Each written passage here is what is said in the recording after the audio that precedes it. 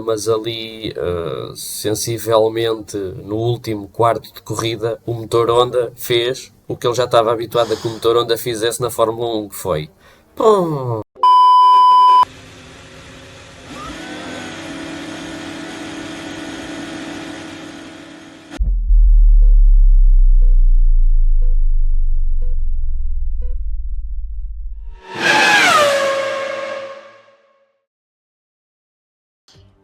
Ora então, quando vocês virem este episódio, já estamos a mais de meio de um triple header da Fórmula 1. Mas não é só isso que acontece este mês. Acontecem coisas lá para as Américas, coisas essas que já fizeram parte da história da Fórmula 1. Como é que tu estás, Miguel? Sentado e... Olha, e não sei, porque este episódio vai ter um spin-off, conforme já falámos disso. Porque a Fórmula 1 anda-nos a mentir. E vamos Agora ficar ficam por com aqui. esta porque esta é só no próximo episódio. Quer dizer, não é No bem próximo, o próximo, não é o próximo. é no outro. Há de ser depois, mas O pronto. próximo episódio, isso vocês depois também vão ver, que já está pensado. Exatamente. Mas o foco aqui é a Fórmula 1 anda-nos a mentir. Por isso agora, aguardem-nos. Pronto, mas tirando o facto que a Fórmula 1 nos anda a mentir e que vamos guardar essa para um episódio em junho de 2025, por acaso estarem a ver isto tipo noutra altura qualquer, tipo daqui a 10 Exatamente. anos, houve uma altura em que havia umas corridas diferentes metidas aqui no calendário da Fórmula 1, nas Américas, com uma pista retangular ou oval, com uns carros diferentes, uns regulamentos diferentes, e que, pronto, agora já não faz parte.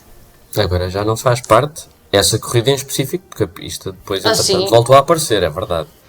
E falamos da lendária prova 500 milhas de Indianápolis, ou, corriqueiramente, Indy 500, ou em português corriqueiro, Indy 500, que se calhar vamos manter assim. A Indy 500, que é, pretty much, desculpem o anglicanismo, a maior prova automobilística, a mais prestigiada, a mais popular prova automobilística da América. As 500 milhas de Indianápolis são corridas no Indianapolis Motor Speedway, que tem 2 milhas e meia de comprimento. O circuito oval, pois por dentro tem aquele circuito que foi utilizado na Fórmula 1 e que tanta barraca deu em 2005, por exemplo. É uma oval que é muito pouco oval, tu disseste bem, é assim estranhamente retangular. Mas pronto, na América considera-se uma oval, e são 200 voltas, vezes 2 milhas e meia, que dão as 500 milhas de Indianápolis. É absolutamente lendário, começou em 1911, as 500 milhas de Indianápolis, sendo que o circuito foi construído antes disso. E em 1909, por exemplo, o pavimento era tijolo. Daí também ser chamado hoje em dia o Brickyard, e como é uma prova cheia de tradição, quando o asfaltaram deixaram exatamente uma jarda, que é a da linha da meta, em tijolo, e que hoje em dia o vencedor vai lá dar uns beijinhos para a fotografia à jarda de tijolo. Ele também faz outra coisa, mas já depois havemos de lá passar, na Sim, outra sim. tradição do vencedor. Da outra tradição, que não é aquela de ganhar um saco cheio de notas, porque tem um prémio monetário bastante grande. Este ano ganhar as 500 milhas de Indianápolis vai render 3 milhões de euros, mais de 3 milhões de euros ao vencedor, que é uma coisa que eu acho que se devia fazer com o GP do Mónaco. O GP do Mónaco podia ser uma espécie de 500 milhas de Indianápolis da Fórmula 1, no tempo Tendo em atual. conta que faz parte da tripla coroa, se calhar era. Sim, podia ser uma prova deste género. E falaste da tripla coroa, a outra ponta da coroa é considerada as 24 horas de Le Mans, que essa também não conta para o Campeonato do Mundo de Resistência de forma normal, tem pontos, salvo erro, a quadruplicar, por causa da distância da corrida. Indy 500, algumas notas ainda, o recorde da pista é 37 segundos, ponto 895, é um recorde de 1996, uma pista muito rápida. Já falámos do prémio. Tem uma qualificação, à falta de melhor palavra, de loucos, porque a corrida tradicionalmente é feita no fim de semana do Memorial Day, um feriado americano, só que a qualificação e os treinos duram quase o mês todo e tem várias fases e várias repescagens e vários apontamentos, e para dizer que não conta a volta mais rápida, conta uma secção de 4 voltas em que o foco é quem tem a velocidade média das 4 voltas mais altas. Ou seja, vamos partir do princípio que já estamos na última fase de qualificação. Sai o Joseph Newgarden, faz a volta de saída, faz 4 voltas e a de entrada. A média há de ser, por exemplo, 212 milhas. Se a seguir vier o Scott McLaughlin e fizer 213 milhas, vai ficar, milhas por hora, vai ficar à frente na qualificação. É estranho para nós, não é nada disto. Não tem Q1, Q2 e Q3. Dura muito mais tempo, mas a malta diz que não é mais aborrecido. E acredito. Já vi. Falando em qualificações, nós temos o episódio das nossas, desde a Fórmula 1. E sim, nada a ver com isso. Sim. Nem os piores, nem os melhores eram parecidos a isto. Tu falaste da tripla coroa. Só há uma pessoa que a conquistou. Só há um piloto na história a ter ganho Le Mans, Mónaco e Indy 500, que é... Graham Hill. Verdade. Mas tivemos outros a ambicionar a coisa, mas que lhes faltou sempre pôr a mão num desses 3 para... É verdade. Por exemplo, Jacques Villeneuve tem 2 dessas 3. Juan Pablo Montoya, Emerson Fittipaldi, Mario Andretti, Jim Clark, todos têm 2 dessas 3. O último que tentou a tripla coroa foi Fernando Alonso, que participou nas 500 milhas em 2017, enquanto era piloto de McLaren. Ele, pura e simplesmente, não foi ao Mónaco, foi substituído por Jenson Button e foi fazer as 500 milhas de Indianápolis e esteve a correr-lhe bastante bem a prova, ainda liderou 27 voltas, mas ali, sensivelmente, no último quarto de corrida, o motor Honda fez o que ele já estava habituado a que o motor Honda fizesse na Fórmula 1, que foi... Pum! Já não quero mais. Acabou em 24º. Pronto. Não... É verdade. Mas sendo o Fernando Alonso, não sei. Eu acredito que ele ainda lá volta. É isso, eu acredito que ele ainda tem ali na agenda dele tentar isto novamente.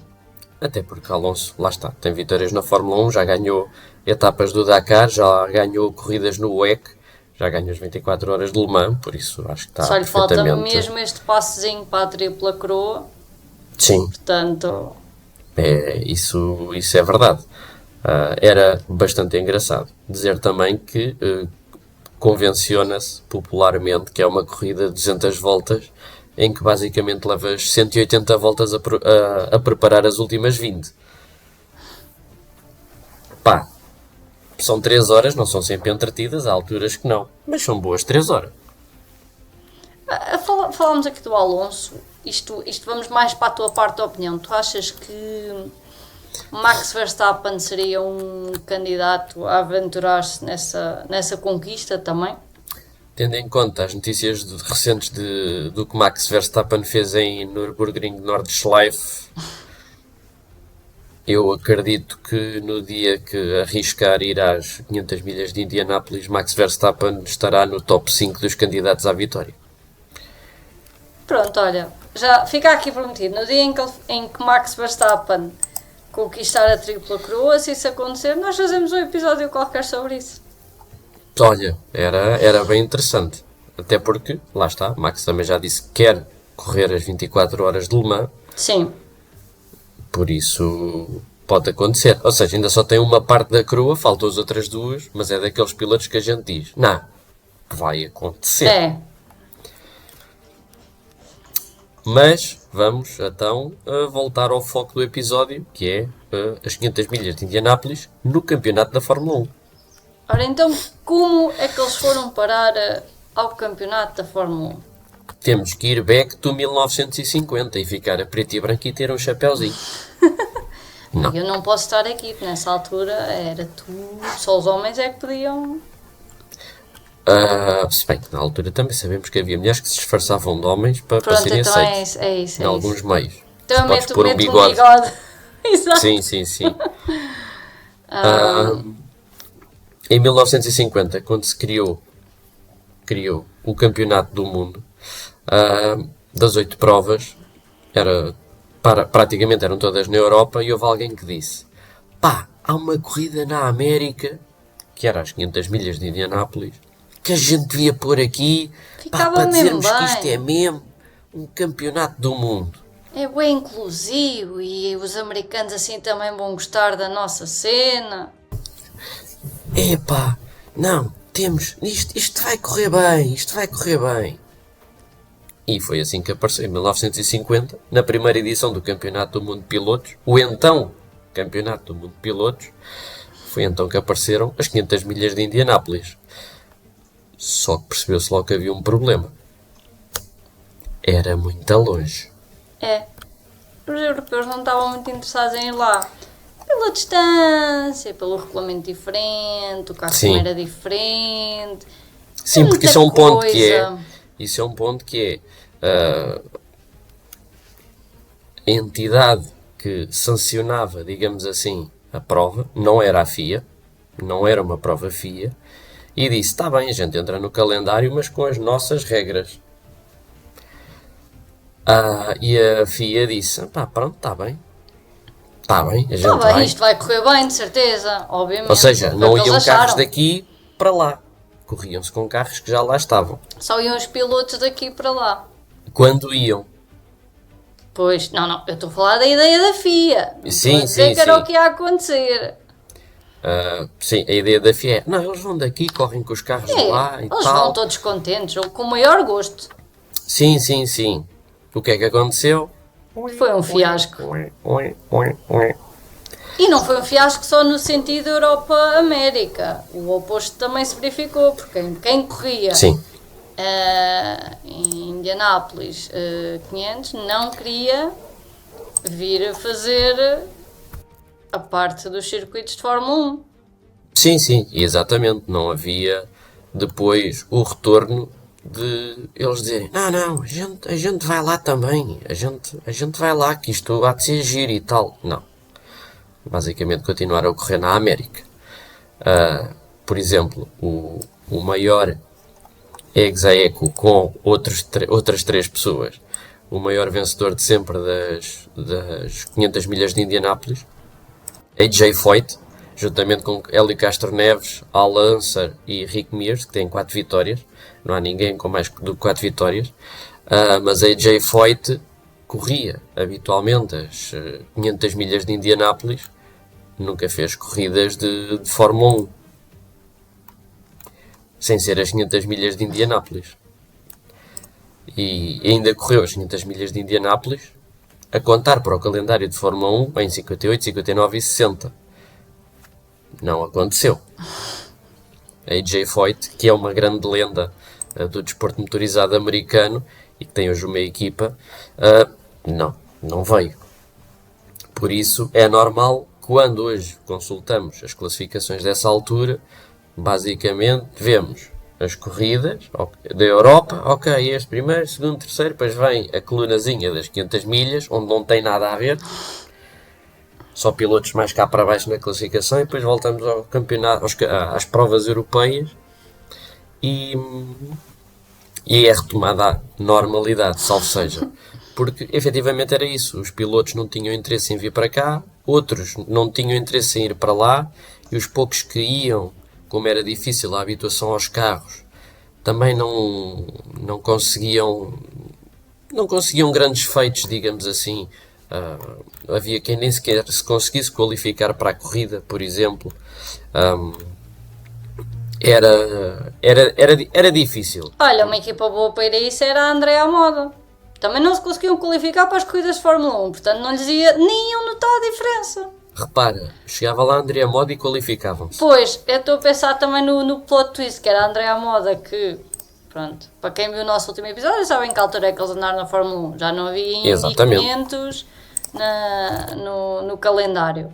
Quase há 30 anos. Mas se calhar o plot era esse, os gajos chegavam à América e com aqueles carros é que ia dar. Não, se calhar com aqueles carros passavam uma vergonha ainda maior. Porque houve gerações, não sei se a atual ainda é, mas houve gerações de regulamentos em que os carros de IndyCar eram mais rápidos que os de Fórmula 1. E se calhar a vergonha ia ser maior. Não sei. Vamos deixar para a inteligência artificial eventualmente um dia decidir. Ou se calhar não. Mas sim, para dizer que lá está, por exemplo, Alberto Ascari foi um dos que foi correr efetivamente essa prova quando fazia parte do Campeonato do Mundo, mas não teve grande sucesso, foi uma prova muito discreta. Por exemplo, estamos em 2025 e as duas únicas vitórias de carros italianos, ou até vou dizer europeus, por exemplo, nas Indy 500 são de 39 e 40. 39 e 40. Exatamente. Ou seja, 39 e 40? 1939 e Ou 1940. seja, ainda antes de haver Fórmula 1. Exato, ainda antes da corrida fazer parte do calendário da Fórmula 1. Exatamente. Por exemplo, o Giuseppe Farina tentou qualificar-se em 56 e 57 e não conseguiu. O Fangio também falhou a qualificação para a corrida de 58. E são nomes sonantes na parte da Fórmula 1. Sim, com vitórias, títulos, pole positions, voltas mais rápidas, absolutos Exato. domínios. Chegavam lá e eclipsavam-se. E foi depois de uma sequência de 10 anos de Puro fiasco. e desilusão, que a FIA disse: pá, então a gente, olha, ficamos assim, pode ser? É, deixamos os americanos para outra altura. E foi. Que agora estão em Miami até 2047, ou o que é? 48? Pá, Não sei. Pá, são tantos anos, já nem sei. Mas Imola já não entra mais. Não, já não. Agora de repente, se calhar daqui a uns anos vai deixar de ser o campeonato do mundo de Fórmula 1 e passa a ser o campeonato americano de Fórmula 1. Pois, nesta altura havia um campeonato britânico de Fórmula 1. Sim, mas isso não esteja já aqui a dar informações que queres guardar para o teu outro episódio. Não, esta informação já tínhamos trazido aqui noutras alturas. Mas não vamos relembrar assim. Sim. Vamos deixar isso tudo para o outro. Pronto, e basicamente em 1961 já não havia 500 milhas de Indianápolis para ninguém no Campeonato do Mundo de Pilotos. Jamais ninguém teria a hipótese de, enquanto piloto de Fórmula 1, ir lá cumprir a última tradição que tu vais explicar qual é. Olha, a última tradição, eu estou aqui, eu até a vou explicar de uma maneira muito, muito específica, que é, estou a pensar num antigo piloto de Fórmula 1 que tinha uma celebração que seria incrível fazê-la aplicada a uma vitória no Indy 500. Um chui de leite. Olha, Daniel Ricciardo a ganhar Indy 500. quem me dera. E encher o seu sapato com leite. Mas porquê leite? Porque houve um piloto que decidiu uma vez beber leite. Exatamente, estávamos em 1936. O vencedor, que tu vais recuperar o nome porque agora não me lembro, o vencedor acabou a corrida e pediu leite. Luís Maier pediu leite e, portanto, a partir daí decidiram. Mas olhem, pronto, pelo menos pela equipa das nossas pesquisas dá para escolher magro, meio gordo ou gordo. Pá, não sei como é que eles fazem se o piloto for vegetariano. Se o deixam fazer com leite de aveia.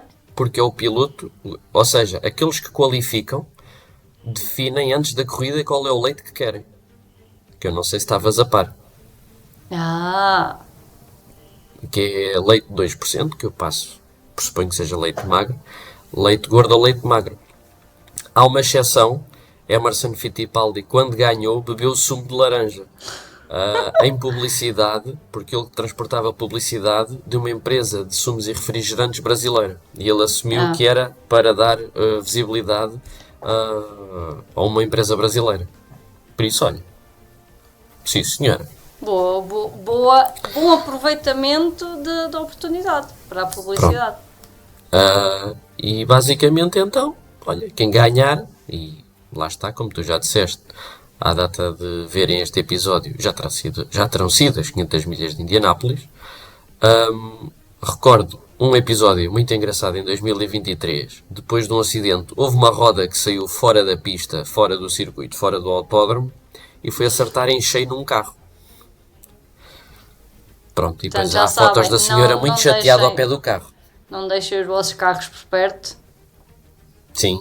Ou, se acharem que está longe, pensem assim, pode ser que não esteja longe o suficiente, vou pôr ainda mais distante.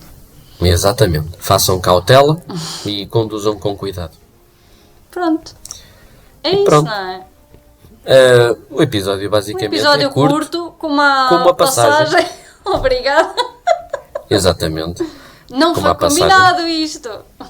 Não, se fosse combinado não corria tão bem. Não, exato. Que é essa a frase que se usa sempre. É, exato. Tão curto como a passagem da Indy 500 no calendário da Fórmula 1. É verdade. Ou tão curta como os proveitos tirados pelos pilotos lá. É uma desgraça. E já sabem, ficar aqui prometido. Voltaremos a Indy 500 no dia em que... eu ia dizer no dia em... Porque eu há bocado prometi para o Verstappen, mas quem está mais perto é o Alonso. Portanto, se calhar ainda podíamos ir lá. Não sabemos. Quer dizer, estou a dizer, o Alonso está mais perto. O Alonso está mais perto, só lhe falta uma. Mas vai... Por exemplo, Verstappen pode lembrava-se e fazia Le Mans e Indy 500. Pronto, e o Alonso estava mais perto, de repente via o Verstappen a passar... Que nem Fittipaldi. Mas imagina, está confirmado que Daniel Ricciardo este ano vai fazer uma prova de NASCAR pela Trackhouse. Pois, mas estás a ver, por isso é que eu já induzi aqui a ideia de um chui com leite. Olha, será que vai acontecer? Olha, eu pagava para ver isso. Se acontecer de borla, melhor, mas eu pagava para ver isso. Eu pagava também, acho que sim. E pronto. Pronto, olha, é isso. Subscrevam o canal. Comentem. Partilhem. Dêem um ganda like. Ativem o sininho. Uma ganda mão assim. Sim, o sininho com aquelas coisas todas das notificações. Sigam no Spotify. Sim, dê as estrelinhas no Spotify. Ouçam os episódios Podcast. todos. Sim. Ouçam tudo e deixem likes, não custa nada. Eu já sei que ainda agora dissemos, mas estou a reforçar. Sim. Porque vocês ouvem os episódios e podiam interagir connosco, deixar um like, comentar, nem que Leiam seja... os nossos disparates no X. Sim, isso também, olha, o X. No Instagram não há disparates, é mais... O Instagram é um bocado mais informativo. Sim. Por lá encontram... reels de episódios, das ultrapassagens espetaculares associadas aos GPs. É verdade. Do fim de semana que estivermos, e quando não há GPs há ultrapassagens noutro sítio qualquer, porque isto, Sim. Ultrapassagens é coisa que... Quando se acabar as ultrapassagens em Fórmula 1, pá... É porque acabou a Fórmula 1. Mas há não, muito ultrapassagens tempo. em estrada. Também, é isso. Sei lá... um Papa Reformas a ultrapassar uma bicicleta, qualquer coisa assim, nós arranjamos de tudo. Corridas de sidecars. Exato. E pronto. É isso. Até ao próximo Rapaziada, episódio. portem-se bem e até à próxima.